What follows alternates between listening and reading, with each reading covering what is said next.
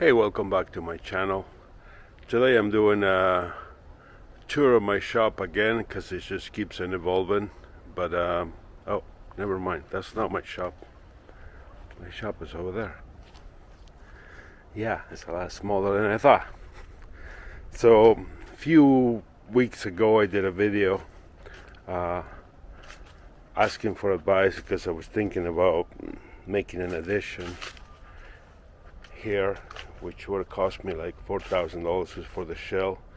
And under this latest economic situation, I don't think that's feasible. But the building itself is 24 by 16, and it was done about 2.5 years ago. This stones here is supposed to go under my lathe, so I just finished cleaning. I got some blanks here that I'm gonna rough turn as soon as I'm done this video, and it's part of my. It's the fourth time in 2 years that I redesigned my shop. All this wood that is in this rack here was inside the shop, so that's part of like gaining room. So I bought those shelves and put that there. This is what I do all my blank cutting. I have a log there, kind of cut in V shape both ways, so I can put a log on. It stays nicely put while I use my chainsaw. And this is all my offcuts that eventually make themselves to be burned somewhere, because I'm not allowed to burn here. And let's go inside. Yeah, you're allowed here this time, don't worry about it. So yeah, if you've seen this before, it was originally done for flat woodworking, and then I got a lathe and all hell broke loose. But anyways, this is my rigid table saw. It has a router table and a router on it. Has its own dust collection. There's a rake on there. It's a chainsaw. I have another 16-inch DeWalt that I use the most. This is my Harvey slate for the table saw. So I have a couple benches here. This is mainly where I hang out and do all my, conspiracy theory posting and stuff and editing. And I have some tools here. I charge all my batteries and do some tinkering. And this is my laser pecker. I use this in combination with that to sign my wood bolts from Woodturning. So I have a series of tools and storage there. This is my miter station that I don't use that much. It was originally on that wall, taking most of that wall, and it got cut up, shorter and shorter like 3 times, so it went up here. And this actually works because I still have more than 8 feet this way, so I put it here. I picked up 2 of these Husky cabinets at Home Depot, and I have more of my DeWalt stuff and some other tools there.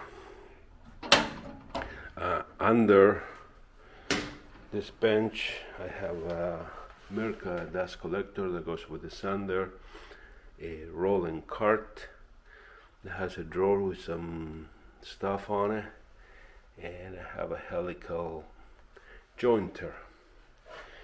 This garbage can used to be my kiln before I built the one that I just did.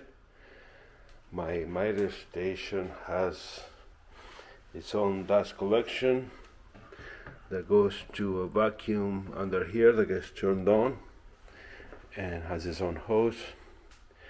This is some ingredients, I call them, from baking my my kiln that I still have to install fan and temperature controller. So here's my Mirka sander and some other stuff. I got some clamps up there. That's my heat pump, heating and air conditioning. Have some extra bandsaw blades up there. I haven't used it yet, but I do have a wood stabilizing kit that I have to put to good use, and some extra stuff there. The pump for the stabilizing kit is in there, and I don't remember where the other big round thing is. Always down there behind some wood. So here I have some blanks for wood turning. This is a grinder that I bought originally, but I find it too fast and too small, so I kind of wind up here, and I use it for mainly tinkering. This is the extent of the wood storage that I have in my shop, is that and that hanging shelf there. This is the DeWalt planer, which has its own dust collection bottom. Works very well.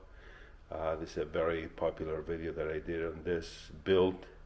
Has like 50,000 views, very popular.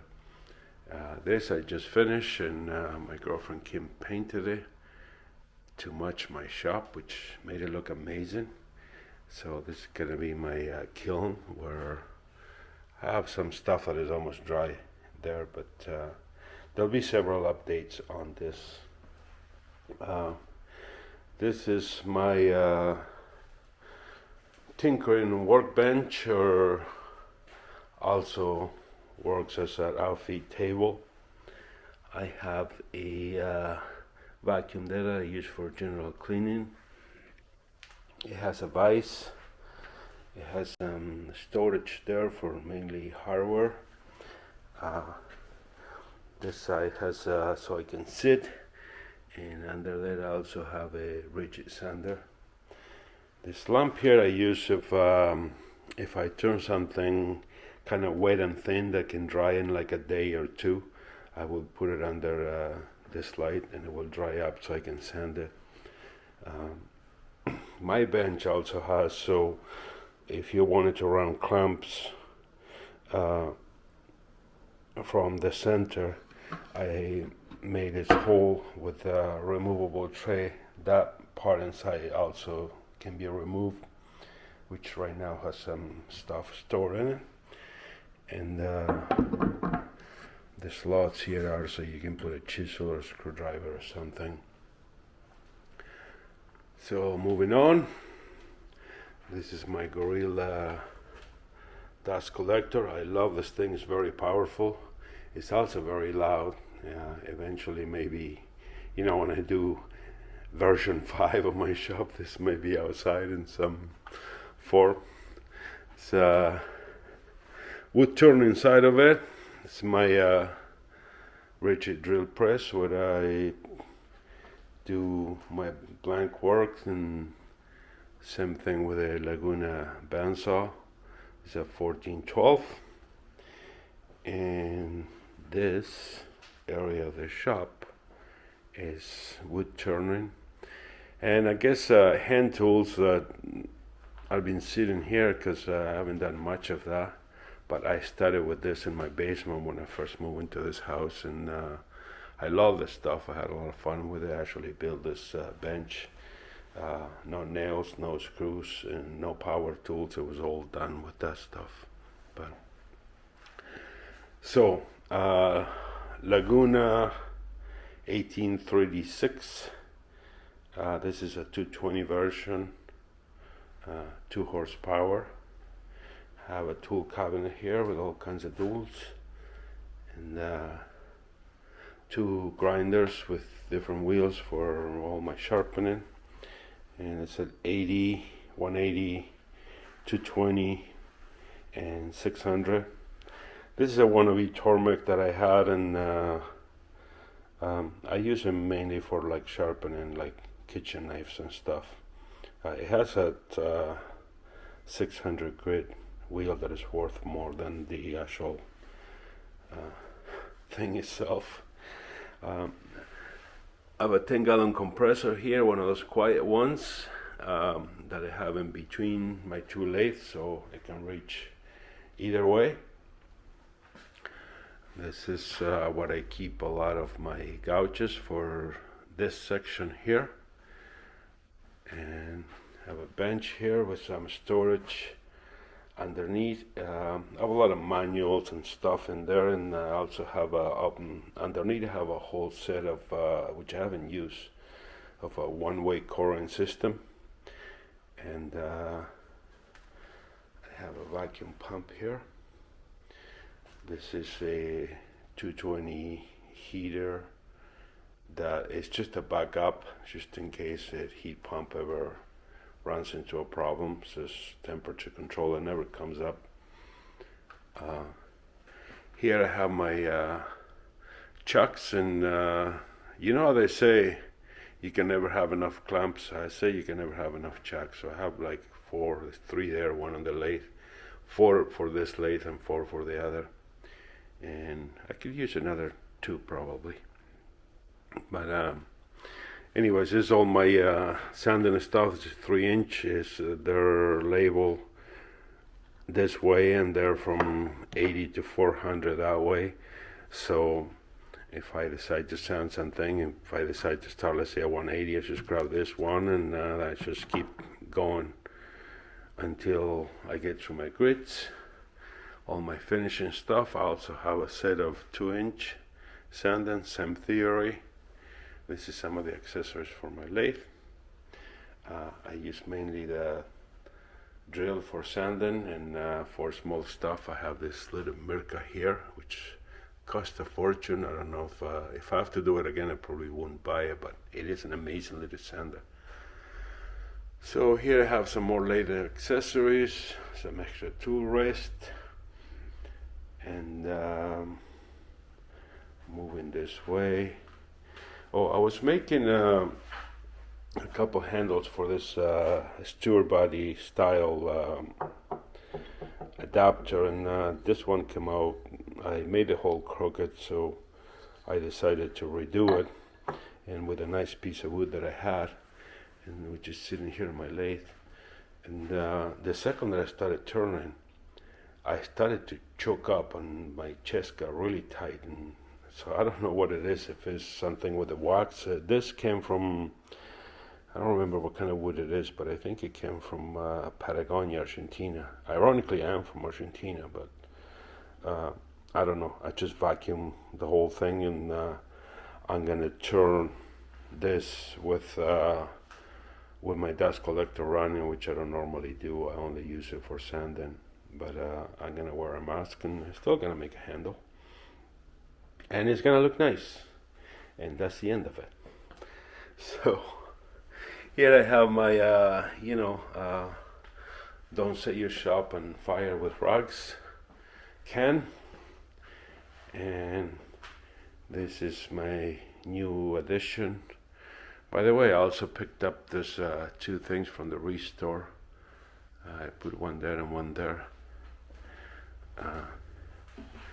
Here I have some inks and accessories and some extra chains and things. You know, we love to buy tools. I have some other inks here. More chucks, of course, because you have to. That's my little Sony camera that I'm going to use mainly for this setup that I have here, this contraction for this lathe, because what I want to do is a whole series of video for beginners using a small lathe and just the basic tools which I have set up. A few of them are missing, but I'm going to do a whole series of videos from scratch, basically using a small lathe and regular tools, no vacuum chuck, nothing. And this little thing, I bought this cabinet, which I bolted to the studs on my wall. I put a slab on top of it. I got bolted to it because this came with the hardwood top, and the lathe is actually bolted to the whole thing. So this little thing is actually more steady than my big one. And I set up this for sanding. I'm gonna make a little rack here, so I also have a set of 2-inch, same setup from all labeled for my sanding and for dust collection. I finally got my hands on one of these. They're very hard to get. The wall vacuum, but it's a stealth sonic shop vac. These are extremely quiet. That's the extent of the noise that it makes compared to a shop vac. It's just to give you an idea. I think it's plugged in.